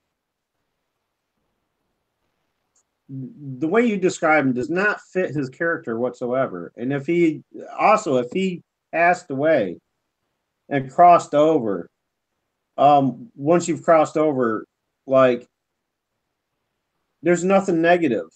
Yeah, you may retain certain attributes about yourself where like if you were a kidding kind of fella that's going to come through. But for somebody to come through and say, well, I just told him to F off and blah, blah, blah, blah. Okay, that doesn't happen. So that, in my eyes, was someone messing with you, trying to make you believe they were who you thought they were. If you remember that way back when, I think you were doing a live on it, and Chris Cornell came through apparently, or supposedly. Because my first son's mother is a Cornell. She's related to them. He's like third cousin or something. I don't know. And they used to talk about him all the time. They were so, they were like I never listened to his music really, but they were always talking about how, oh yeah, Chris Cornell, he's like my third cousin or whatever, and he's in this band, blah, blah, blah.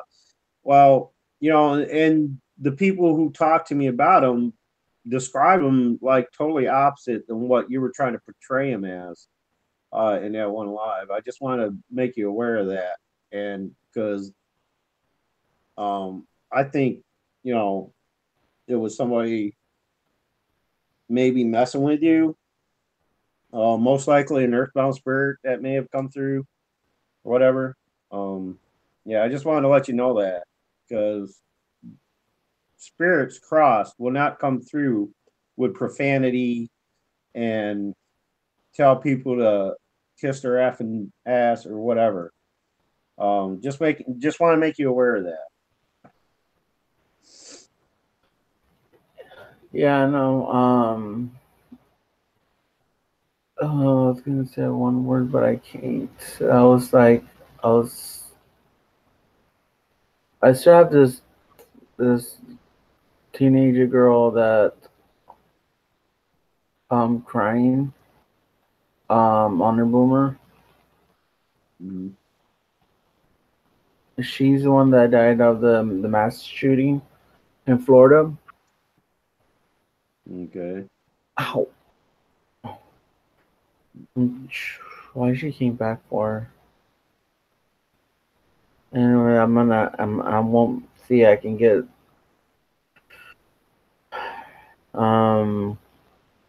Yeah, because I've been having people like come through my wall on her boomer, Mm-hmm.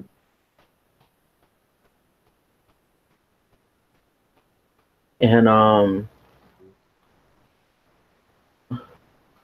much all love. Hey, you too.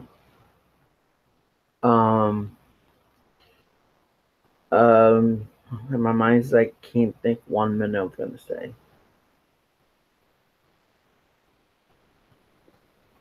Hold on, boomer. Well, you're figuring something out. I want to answer Ken here. Ken,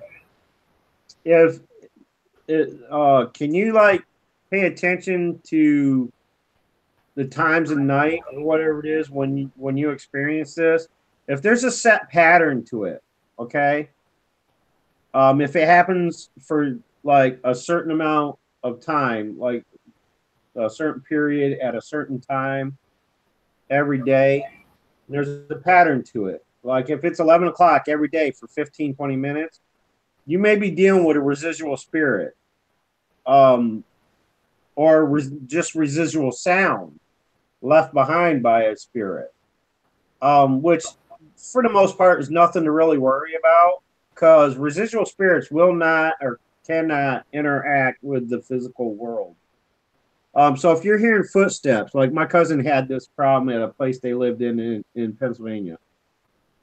If you're hearing footsteps, most likely it's just residual sound from someone who may have passed away in that place or had come to that place around the same time they passed, which isn't a big deal. It's an annoyance sometimes. It does get eerie sometimes, but for the most part, they won't even mess with you. They don't interact with the physical world. Guys, I'm gonna say like my mom took me to my hearing test and I passed it. Yeah, and I told the doctor no, it's not the hearing. No, it's not.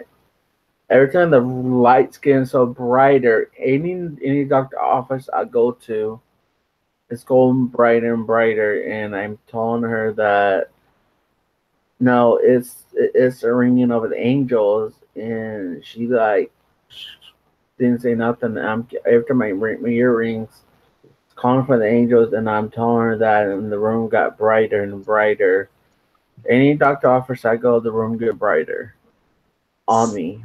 I'm gonna let you know 95% of the medical profession will not accept spiritual involvement or divine involvement in any kind of thing that they view as medical, like eyesight, hearing, and all that. Hmm. They always try to find some kind of medical thing. Well, what I always say is, I do it myself. If I can't explain it scientifically, there's only one other explanation. I always try to debunk before I believe anything. Always. Um, Even with, I mean, I'm gonna sit here and I'm gonna listen. I hear a voice. Okay. All right. First thing I'm gonna do is I'm gonna go to the window. I'm gonna make sure there ain't some kids out there playing around that I'm hearing the voice. Okay, no. I'm gonna check, make sure my radio or TV's not on that I'm hearing this voice Very from. good. Fine. That's not it. So obviously the only thing left is I'm hearing voices from disembodied spirits. Okay. I always debunk everything. Even growing up for the last 45 years with this, You I Raymond. debunk it. You know what I'm saying? If I have a Mhm. vision, I'm gonna try to think back and say, wait, did I see a movie involving this? Did I? No, I didn't. Okay, so somebody's trying to communicate to me through projecting images in my head to describe either how they passed or what they're looking for, or they're trying to give me a clue to a message they're trying to divulge to me. So I always do the scientific thing first, and then when I can't explain it scientifically, then I go to the paranormal. This is Yeah, after dealing with it for over 45 years.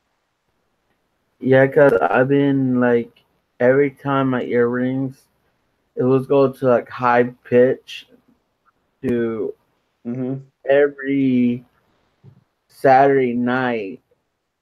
I'm like watching TV, my ear will ring, and suddenly we're like, my mom and I was hearing a phone ring, and it was not the house phone. We don't have a house phone, and we heard it again. I was like, who's been like to my mom? Who's been ringing or calling? And I'm like, it was not herself, my cell. My cell's on like on silent, so my mom had her on vibrate, and I've been mom like my mom and I keep hearing her phone ring in the living room, and I'm like, I don't know. I'm looking around. Who is it? And I didn't see nothing around the house on her boomer. All right, Like and when that happens to you, you say it happens every Saturday? every Saturday night, my mom and I sit in the living room watching a movie, and we've been hearing like a phone ring, like for Now our. think back. Think back. Is there a relative that you can remember who has passed who, like, maybe every Saturday would come for dinner or come hang out or whatever? You know, I, who may I'm be out there thinking, trying to tell you, "Hey, look, I'm here." By trying to tell you, by giving you that ring in your ear. I'm thinking it was my uncle, my mom's brother, that died of a heart attack. He also Okay. called my mom. I'm seeing he's here. So it's a He regular thing. It would be a regular thing for him to call your mom each Saturday, right?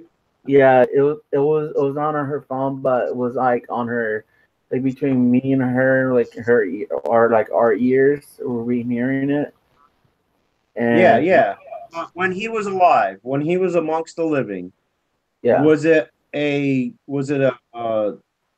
weekly event that he would like every Saturday either call or come by to visit?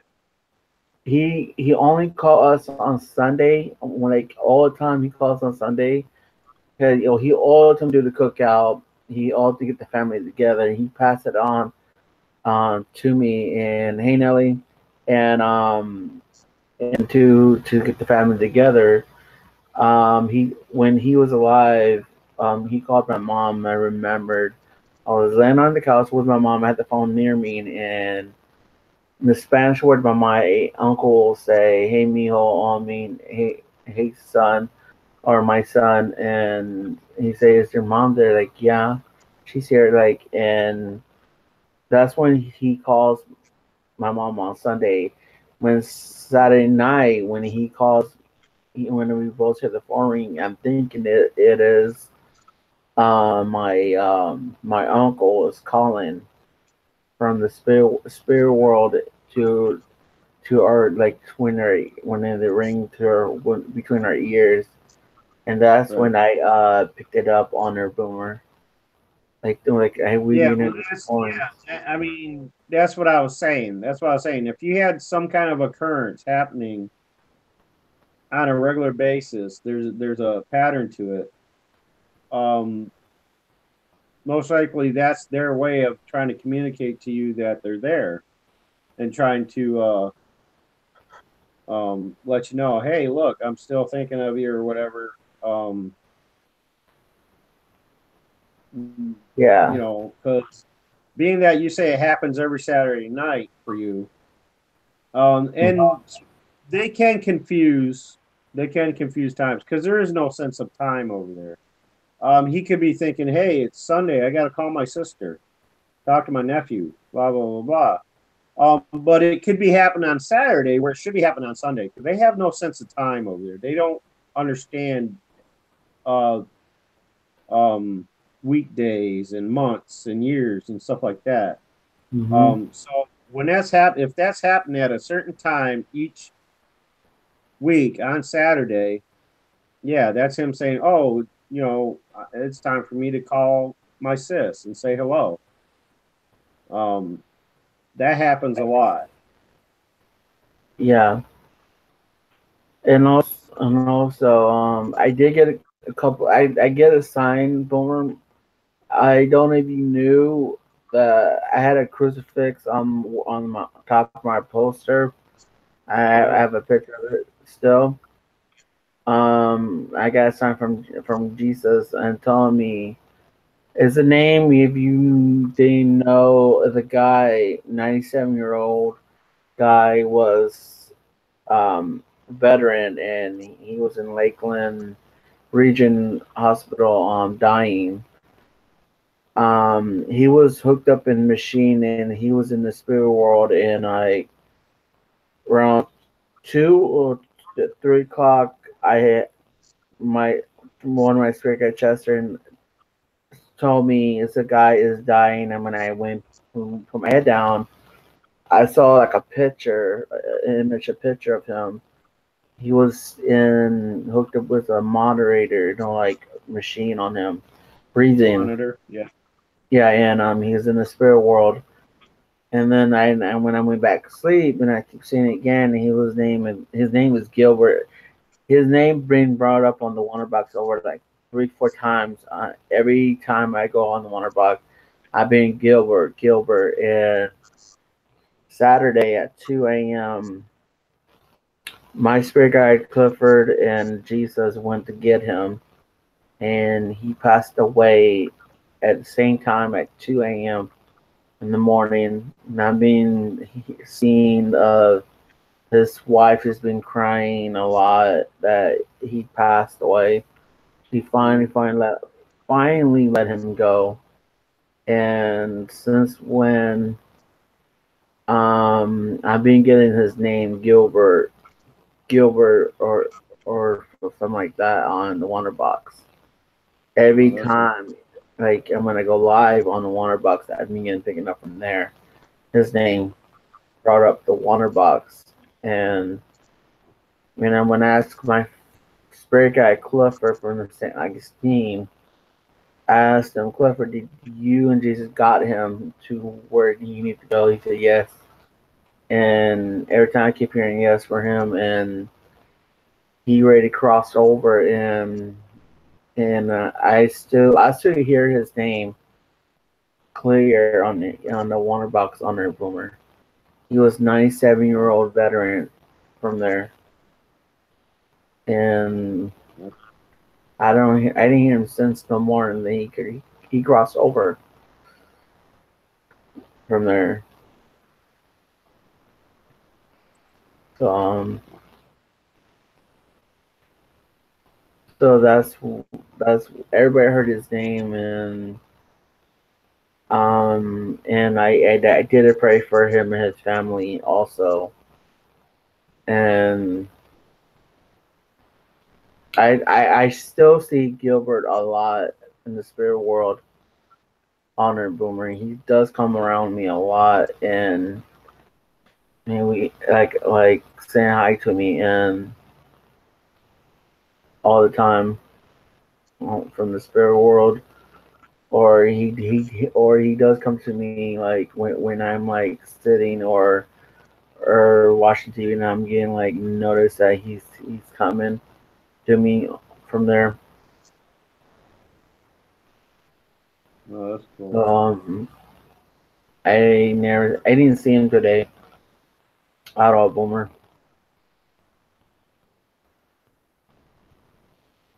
That's cool. Join worship. Boomer, are you there? Yeah, I'm here. I'm just I'm checking something out on my page here.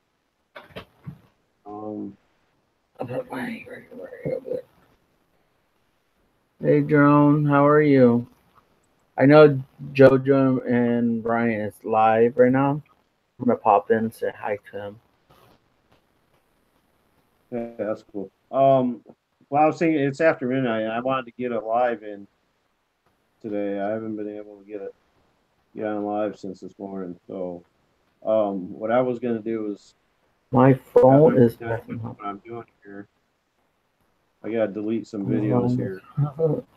I agree. Everyone say hi to Jojo. But, all right, Amy, I appreciate you having me on here. Appreciate You're welcome. you meeting up, and I might get a special guest on Thursday night if I get Mo Sargent and his friend CJ. This Thursday, I'm trying my best to get CJ on here. Well, all right, but I'm gonna cut out here real quick. And, All right, to guys. Also, I'm gonna get off. Guys, if you're not subscribed to Brian and JoJo, subscribe to him right. Oh, follow. Man, I'm gonna get my thing messed up. Let's start again. It's okay. Look, I don't know where all this crap came from, but when they're talking about doing sub promotion things, what they're referring to is like, if you've seen them every now and again, like I have, those 24-hour sub up, sub down channels where they're botted or whatever. That's what they're trying to get rid of. I mean, they're not gonna nail anybody for saying, "Hey, I subbed to you," or whatever. I mean, I have a personal preference on my channel that I don't want people coming in and saying, "Hey, sub to me," blah blah blah blah. I mean, don't like poach subs or anything. But if you're conducting a live and say, "Hey, look, I got this friend. Why don't you sub to him?" That's not. I mean, they're not going to nail you for that. I mean, that's just what everybody does. What YouTube is trying to get rid of is those botted 24/7 freaking sub up and sub down channel things. They want to squash those because that is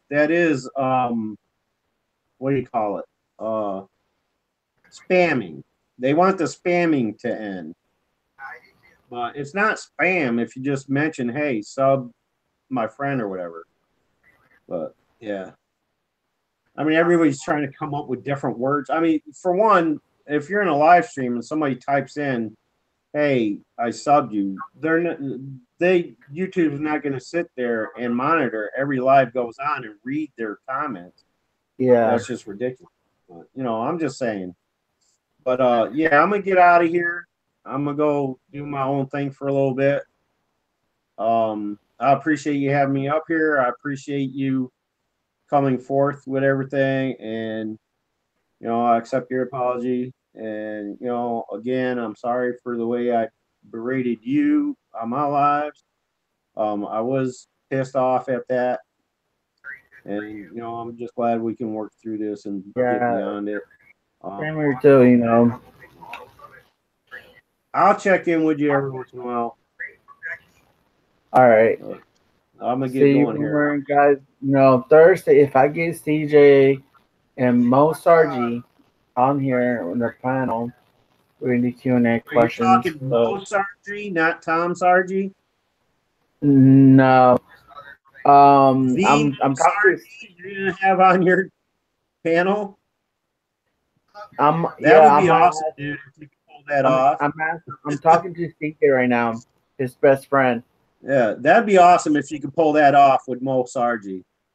I am, and I might surprise him with Tom Sargi. Despite all his Tom shit, dude, I love this guy. I watched all of his earlier videos and stuff. Me too. Yeah, Tom just kind of rubs me the wrong way, but not Tom Sargi, the guy here. I'm talking his spirit pain in the ass. I was so tired of hearing that, but yeah, Mo Sargi, man. Yeah, he's got some awesome stuff out there. I agree. Yeah, pull that off, that'd be awesome. Yeah, but I will. I'll talk to y'all later. I'm gonna get on here and do my own thing for a little bit. And like I said, man, thanks for squashing this with me. I appreciate being on your all right. channel. All right, guys. If you are not followed Boomer Rock, follow him. He's gonna go live tonight, so I'm gonna get off. Everybody, peace, much love. May the spirits treat you kindly, and peace out. All right, see you, Boomer. I'm gonna get off right now. All right. Good night, everybody. Hey, good night. We are great for you. Just having